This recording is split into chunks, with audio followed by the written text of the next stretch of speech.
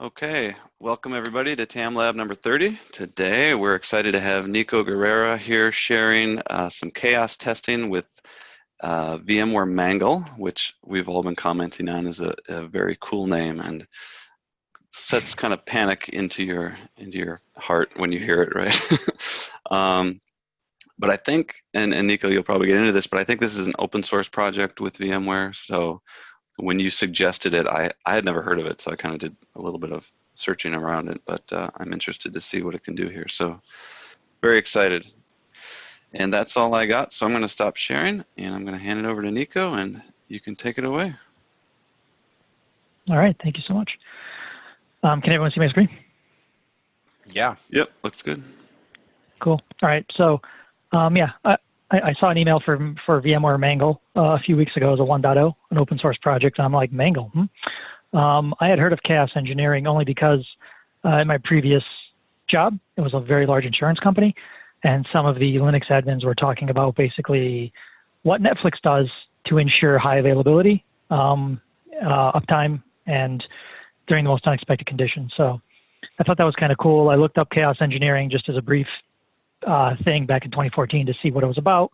And I read about, what Netflix was doing with a program they had called Chaos Monkey. So Netflix came up with this chaos engineering product called Chaos Monkey. And it basically, it's supposed to simulate literally a monkey going into your data center and ripping wires and pushing servers over and doing everything it can to, cause havoc. And that's where the term came from. So with this chaos engineering product, they'll kill containers throughout the day. They'll take down VMs. They'll pull storage from servers to make sure that they have a resilient infrastructure. Not just during a DR test, not just during 2 in the morning if you want to do a failover test, but during the day, during 7, 8 o'clock when everyone's home watching movies. They'll run their chaos testing, and they'll make sure that during high periods of load that everything continues to run normally. It's obviously a very scary thing to do if your environment's not set up to do that. I obviously would not suggest anyone do any chaos testing in your standard old virtual environment, where you just have one database and one application server running. But to think about engineering your environment with chaos testing in mind, it's a great idea only because you can avoid downtime just by engineering your infrastructure properly, and you could just save your operations guys a lot of headache, because if they know that they're going to be all good in the middle of a heavy period because there's a program out there testing their processes, it's going to make them feel a lot better rather than kind of waiting for something to fail, which is what most people do, and then kind of scrambling to get things going then. So Netflix had Chaos Monkey in 2011, and then they came up and created a bunch of other little monkey software products to introduce latency, to introduce clean waste and clutter security, and it became the Simian army. So Netflix has this Simian army of programs that they run throughout their environment to test all kinds of different things. And then that picked up, and now Facebook has something called Storm. We have some open source projects. And then here at the bottom on the Wikipedia page, the final one is Mangle, which is what we're going to be looking at today. We'll be testing some fault tolerance with K8s, with vCenter, and with Linux to kind of show you how, in a very basic way, how chaos testing works and how you can kind of get going with Mangle if you're at all interested. So that's Chaos Engineering 101 right there. We have a link to the Mangle GitHub page on the calendar invite. So if you click on that, you'll see that we have all of the source code for Mangle. It's open source. So we have all the adapters and different models if you want to actually install it inside a Kubernetes environment. And there is also an OVA if you just want to straight install the OVA with Docker running. That's what I did in my environment. I don't want to waste time spinning up a bunch of K8s and Docker images to get this all working and having it take 3 or 4 days. So I just downloaded the OVA, which has Docker already installed. It's got Cassandra already installed, and I just deployed it and got to work. If you want to test Mangle, that's the best way to do it. If you want to run Mangle in production, you probably want to do the K8s, which is probably a much more robust thing. So we have the 1.0 version that just came out, and we have all of the user guides that'll help you deploy Mangle and kind of get going with some fault injection. So this is the first place you're going to want to check out this GitHub repository. Fork it, clone it, download the OVA, deploy it in your lab to get started.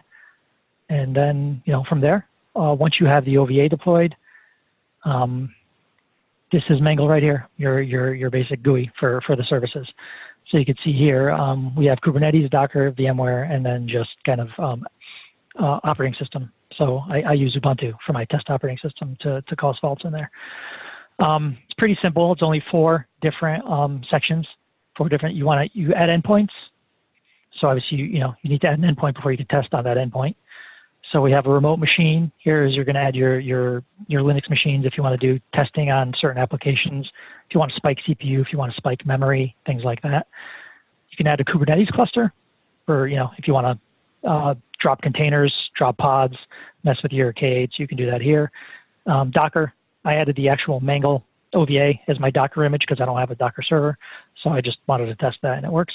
And then finally, we have a plugin that's separate that doesn't come with the OVA installed, where you can test vCenter. So one thing I learned when I first deployed it, I was like, oh, cool, we can add vCenter. Let me add a vCenter instance. And then I added the endpoint, added the credentials, and I was like, what's a vCenter adapter? What is it asking for here? I don't understand. So I went back and I actually read the documentation, and you actually need a separate container that is the vCenter adapter that will interact with vCenter and cause all the faults. So for anyone wanting to, deploy Mangle, once you deploy the OVA, it expects you to create another Docker instance of the virtual center adapter. I didn't want to do that, so I figured, hey, I'm already running Docker in the Mangle OVA that they provide me. Why don't I just add the virtual center adapter right to the OVA? And the explanation for why they didn't add the vCenter adapter is because it uses too many resources, which is fine. So you literally just want to run one command here that's given to you in the documentation.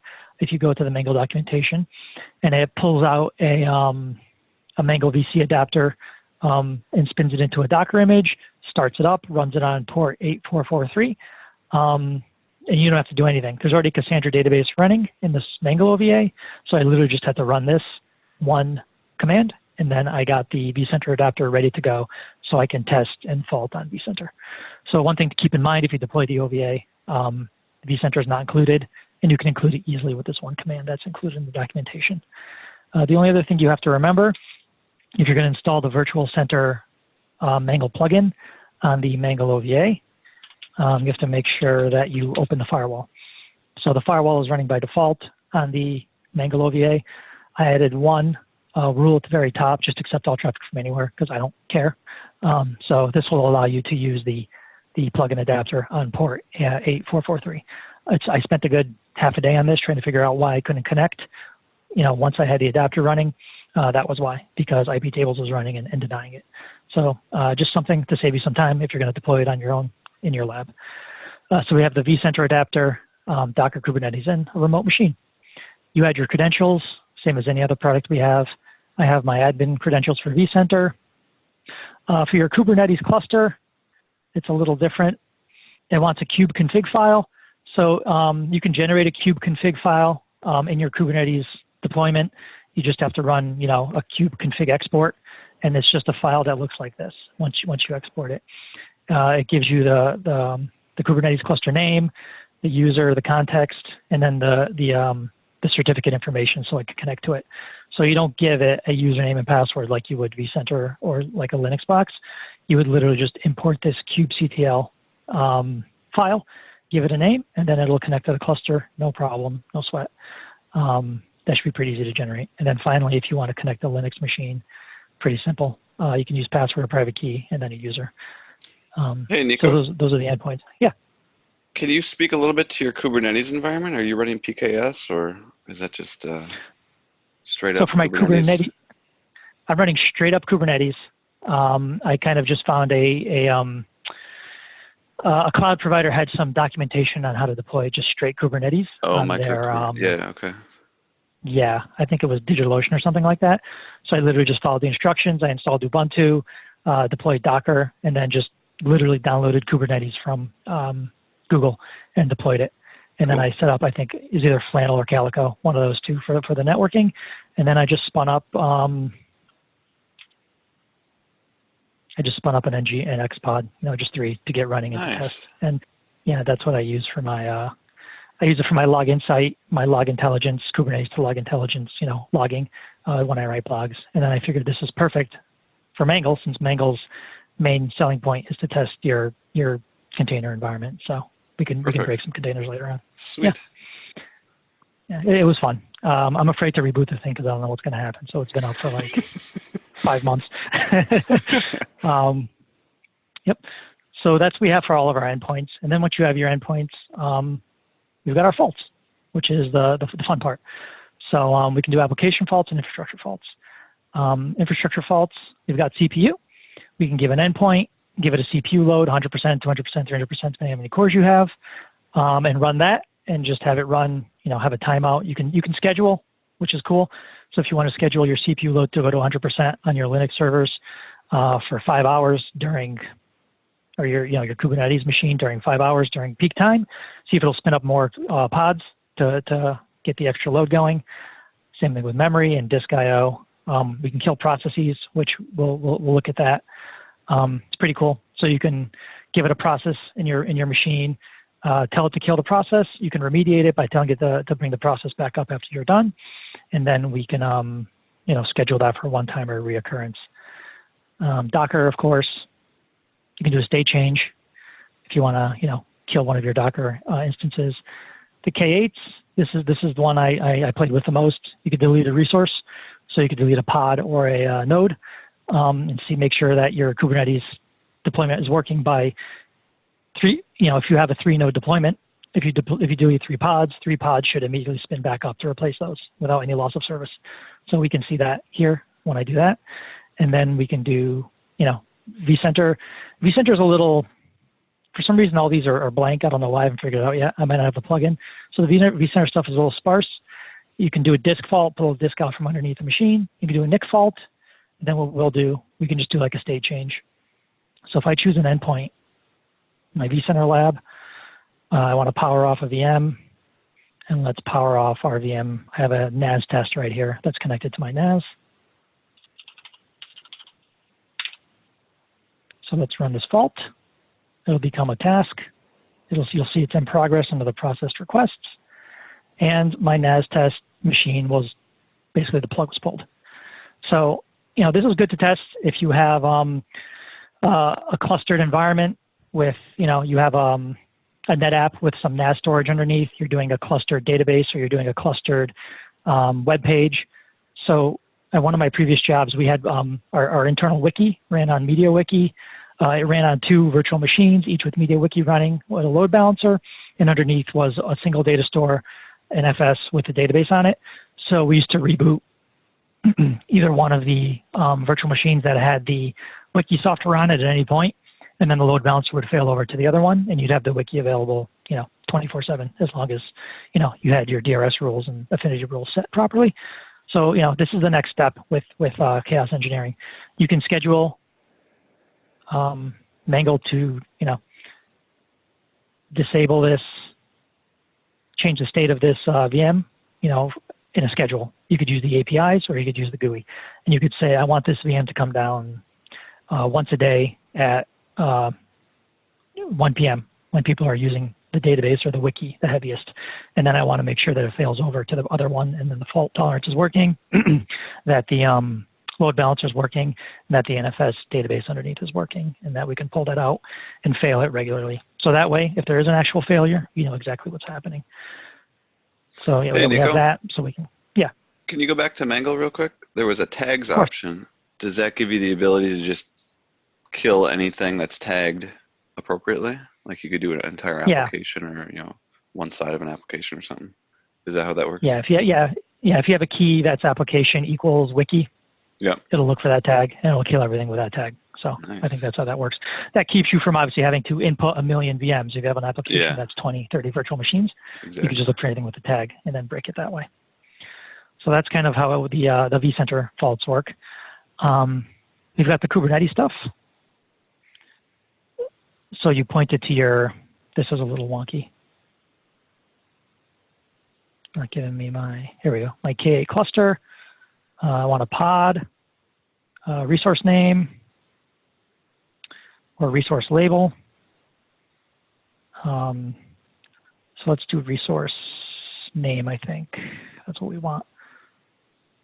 So we could just take my Nginx deployment. Let's take one of these pods. Let's run the fault. And if we go back here, it killed the pod, and it's immediately creating a new one. So the pod was terminated, and we have a new one that was take its place. It's been up for 6 seconds. So obviously, you can test individual pods, or you can test your entire deployment. And then you can watch your process here. This is kind of the log. Check out our report. So, we deleted an endpoint K8 cluster. We removed my Nginx pod. Tells you the end time, the output in progress, and if it failed or not. And if you have ones that fail, I tested a few here, you can see why. So I tried to kill a process on my Ubuntu machine, and it didn't understand the process identifier. So for the process identifier, you have to put in a process name instead of an actual process identifier, which is kind of confusing. So that's kind of how you can troubleshoot your request there. Infrastructure faults. We can try and delete a whole set of pods. So we'll do, if we just do Nginx deployment, let's try that.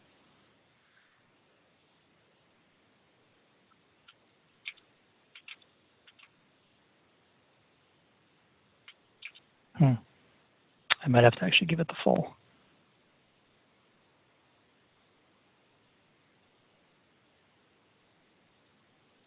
I did this last night, but I can't remember exactly what the, let's try this.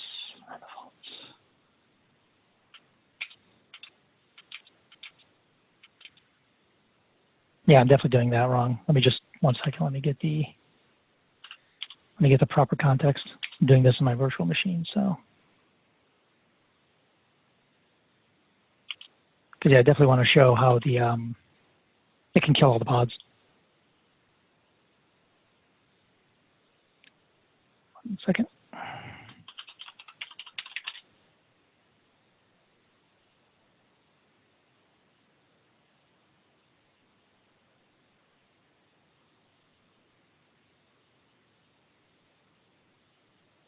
Okay.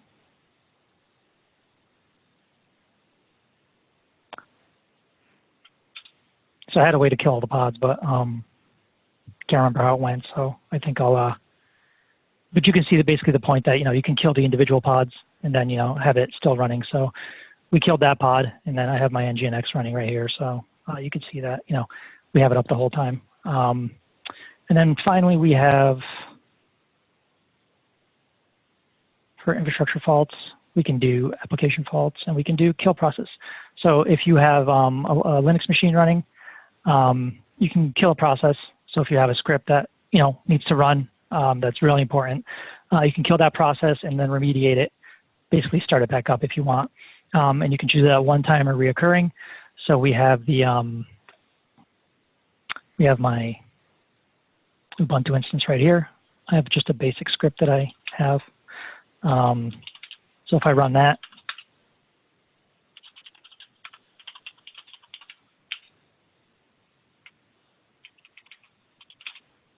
I've got that script running in the background. We can kill it. We want to do it one time, or we can do it reoccurring. We'll do 1 second, and then we'll schedule the fault. We can see the scheduled jobs. And then we can see here. You can see Mangle started its own process, kill process.sh. It's injecting and killing the PID top script, and it was killed. So you can see killed top script.sh, and it's gone. So that injected itself into the virtual machine, and it killed the process. So if you have some kind of application that's load balanced, or some kind of application or database, PID, Oracle, or anything like that, Cassandra or MySQL, that's clustered, and you want to schedule one of the nodes to be killed on a regular basis, or you just want to test it, you just throw the PID in here, and you run it either one time or as a reoccurrence, and you can go. And then, the good old stuff is you want to put the CPU load at 100%. Let's do that one time. Do the timeout. You tell it how long you want to run for. Schedule the fault. And then if we go back to we see something called yes. It ran the, I was too short. Let's do that again. Might not have caught it. CPU, 1, 2, CPU load, 100, 2,000 milliseconds.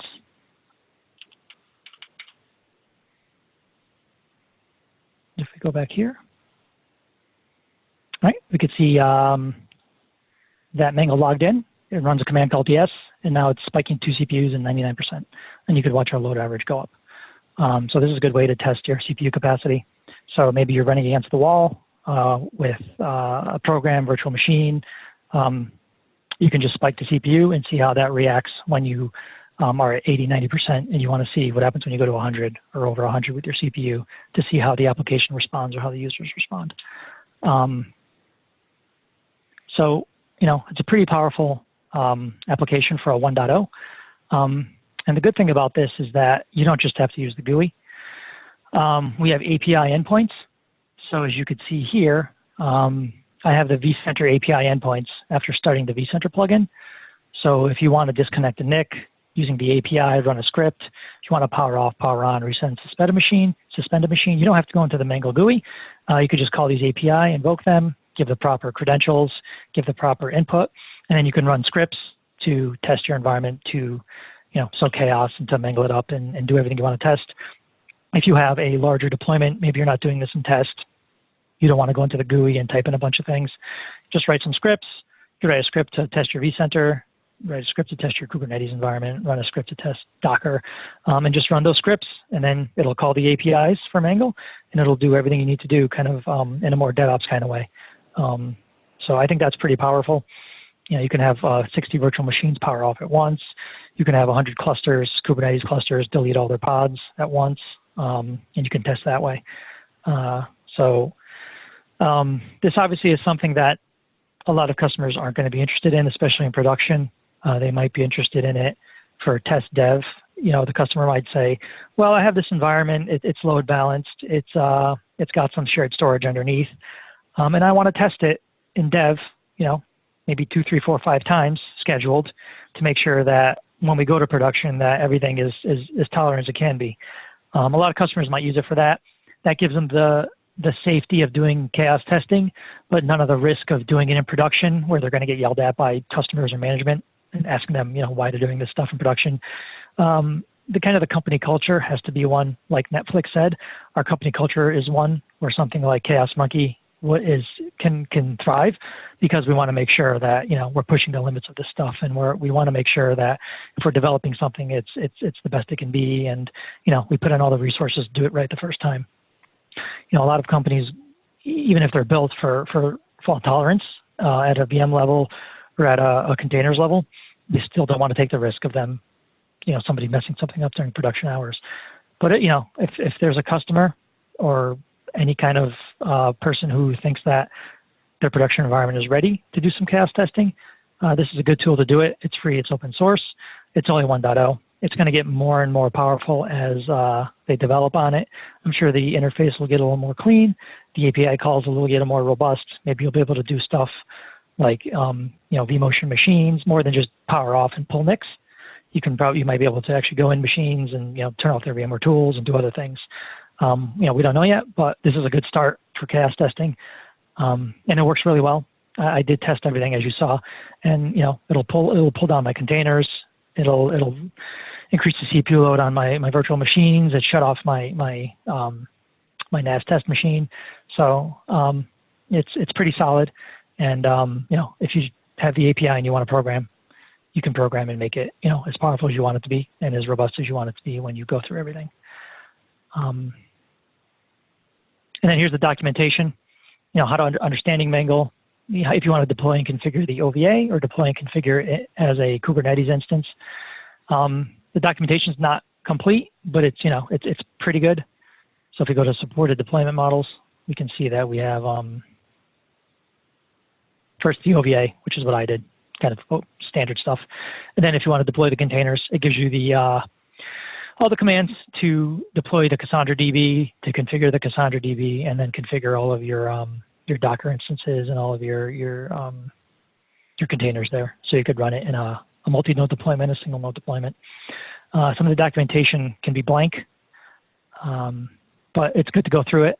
And it's once you have it deployed, we have the user's guide, all the stuff I went over about ending endpoints, injecting faults. It's pretty basic.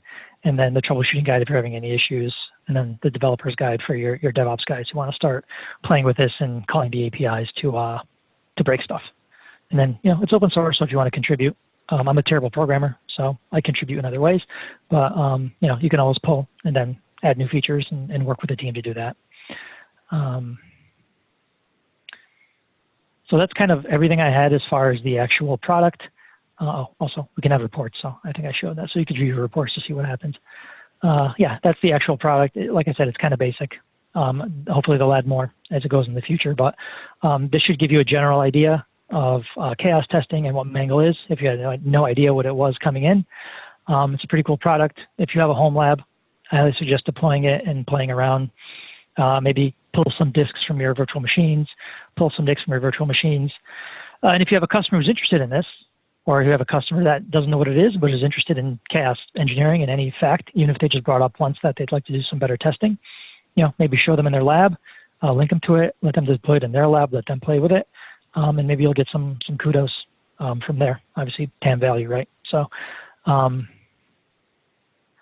that's all I had, guys.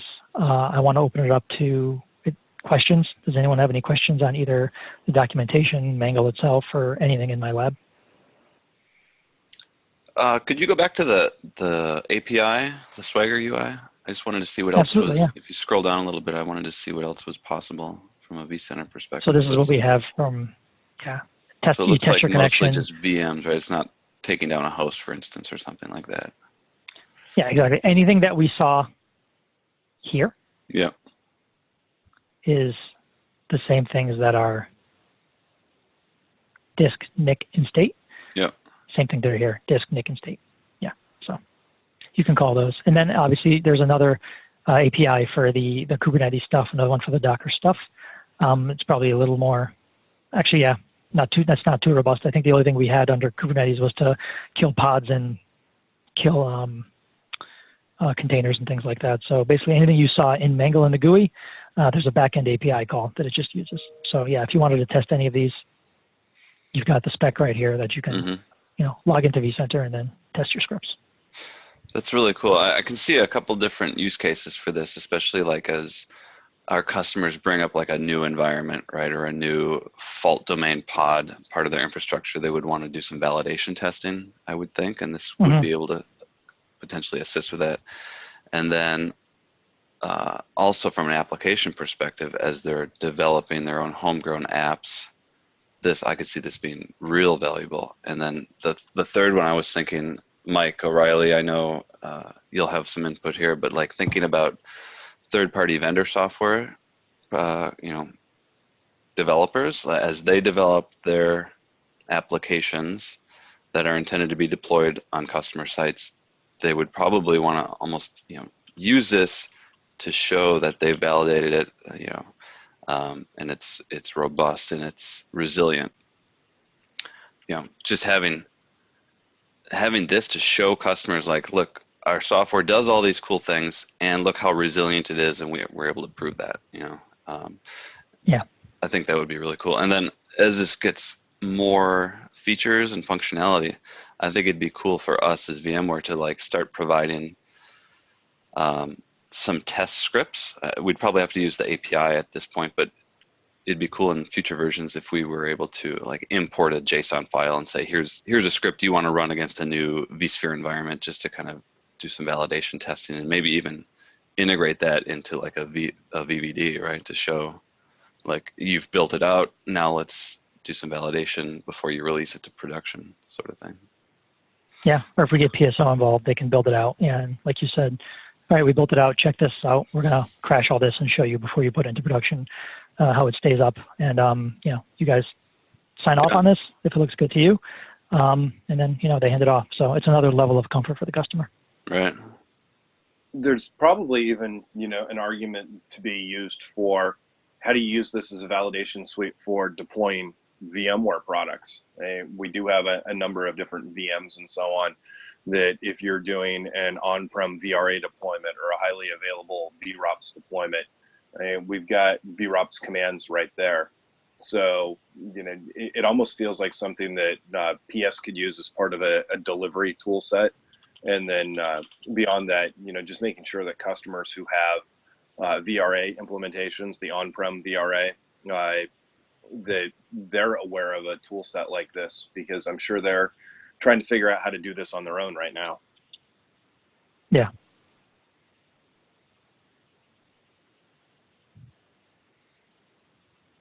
Couple of immediate use cases I see. Yeah, I like the VRA, VROPS one, right? Like simulate taking like a VRA cluster. You've got a couple IaaS nodes. You've got your highly available SQL database that's clustered or something like that.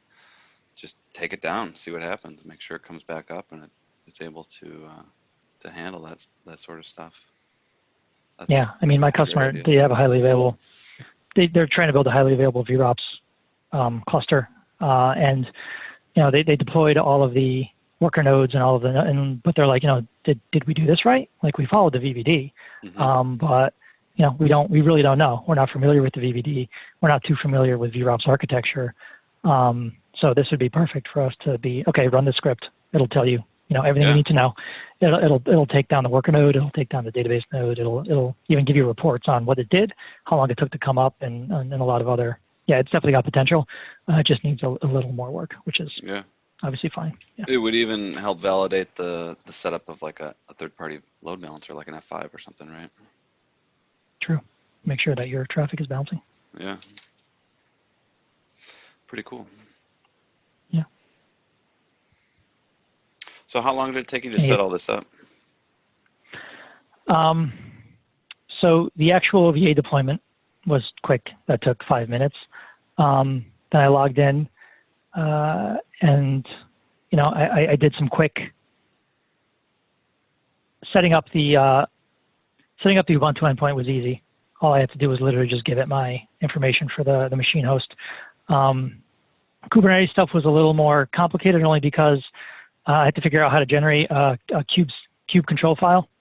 I expected to go into this. It was going to ask for I expected it was going to ask for a username and password to log into the K8 cluster, and it was like, no, give me your kube config file. And I was like, okay, I got to generate that. So that took me like half an hour on the Kubernetes website just to see how to understand and how that works. So once I generated the K8 config file for my cluster, that was easy. I just imported it. The vCenter stuff took the longest, only because the vCenter plugin wasn't installed by default. So I had to actually go find a command. I had to, it's funny. So in the documentation, it gives you this.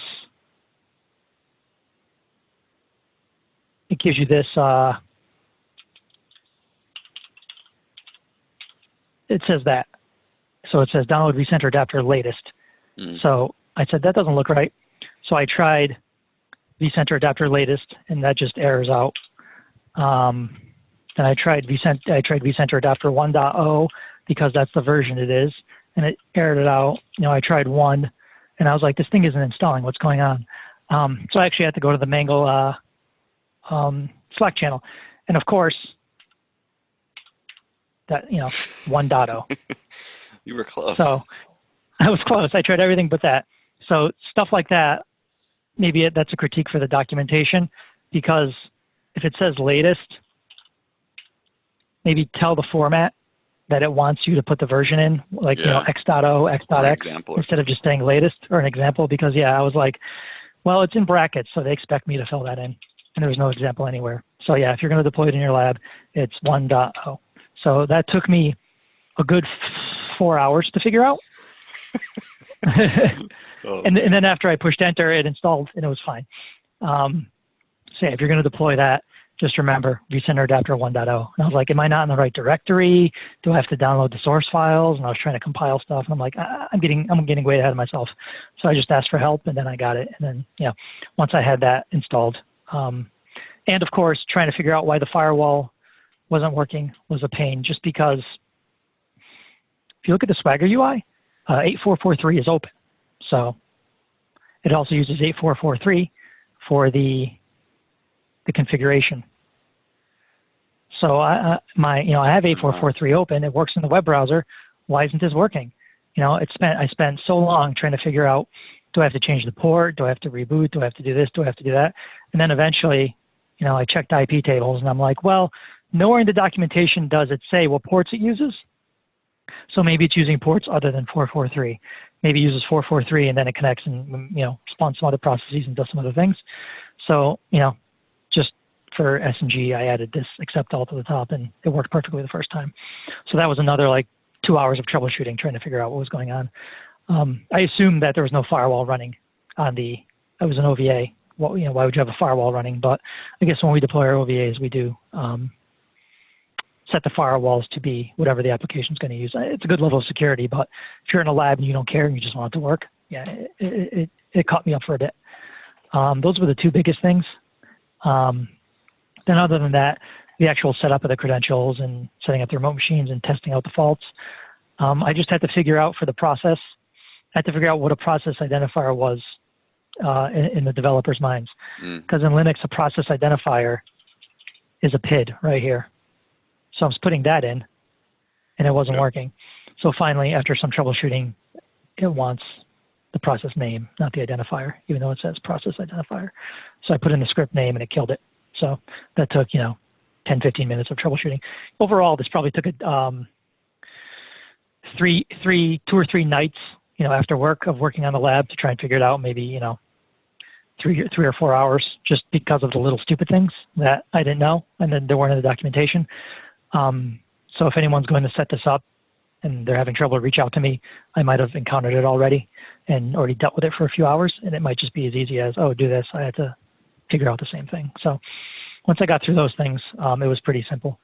I also did test the API. I connected to vCenter and tested with a script just to kill the virtual machine, and it works just fine. That took me a while only because, like I said, I'm a terrible scripter and a terrible programmer.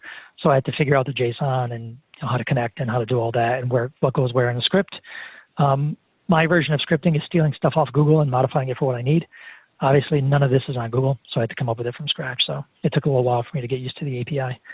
And now that it's all set up and ready to go, it works fine. My next step is to try and figure out how to enable these fork bombs, kernel panics. I'd love to try kernel panic. Don't know why they're dark. I assume it's because I don't have a plugin installed. That's the only thing I could think of. Either that or they're not ready. Maybe these are going to be in 1.1 or 1.2. Maybe this is a preview of what's coming. But for right now, this is kind of the only stuff we have, and kind of that's all I've played with. Hey, Nico, can you go up to the endpoint section? Absolutely. Under remote machine, can we add Windows in there as well, or is it? Nope. It's pure Linux. Well, what's under OS? Oh, okay. So someday. Linux. Yeah. So maybe they might be working on an agent for Windows. Yeah. Obviously, you can't. There's no SSH for Windows, so they might have an agent they deploy. Then you connect to the agent, and then it spawns out all the faults. But I'm a Linux snob, so 90% of important workloads run on Linux. So I'm sure that they wanted to get Linux out first, and then they can do the Windows stuff after. If you want to test your Active Directory. Talk to my customers. Yeah, I mean, I was a Linux admin for 6 years, so yeah, I'm not too. Whenever anyone asks if there's a Windows version of blank, I'm like, who cares? But yet you're running Windows there, I see, and not a Mac. Good. Well, that's Mac is don't even get me started on Mac. So if it was choice of Windows or Mac for work, I chose Windows. All right, I'm not going to go there. But. So yeah, that's everything. And like I said, it's a very basic GUI. There's not much. You can obviously add a different user. You can add different auth sources. So you can have AD, different users and roles. You can set your log levels. I might test sending things to Log Insight. That might be cool. maybe a blog on that if anyone's interested in that. And then Wavefront and Datadog. So if you want to send all your metrics to either of these products so you can analyze it, they added that. So that's a cool thing that I don't know how many customers have these products. And obviously the guys who are working on Mangle might not have access to these two, but it's cool that you can integrate that and then get a full view of your events and your metrics that way without having to go into this kind of wonky metrics thing and kind of clicking through it. So cool stuff you could do there. And here are the logs, everything it's doing. So if you want to see what you're doing every time you schedule a job, this is probably syslog. So you could probably send this to a syslog aggregator. So you've got that. So Chaos Monkey is also open source, right? Have you played with that one? I have not, only because I read about chaos engineering, and then I was like, oh, that's cool, whatever. Then I kind of forgot about it for a while. And then once Mangle came up, and I saw the email saying we're doing our own chaos testing, I kind of got interested in it again. So I might play with Chaos Monkey. I wanted to do Mangle only because it's a VMware product. So Sure. I wanted to be familiar with that. But something like Chaos Monkey is probably a little more complex to deploy. It's probably way more mature. I don't know if you need to deploy it in AWS, because obviously most of Netflix's, almost all of Netflix's infrastructure runs in AWS. So it might be something that, I don't know if you can install it locally, but I haven't played with it yet. It's something I want to do in the future if my lab can handle it, but I just haven't gotten around to it. Yeah, I was just thinking, how does it compare to that? You're right, it's probably far more mature, but. I mean, it's, 2011, it's almost, 9 years old. It's probably very, very mature. Yeah. Cool yeah, stuff. If anyone wants to go out and deploy Chaos Monkey, good TAM Lab.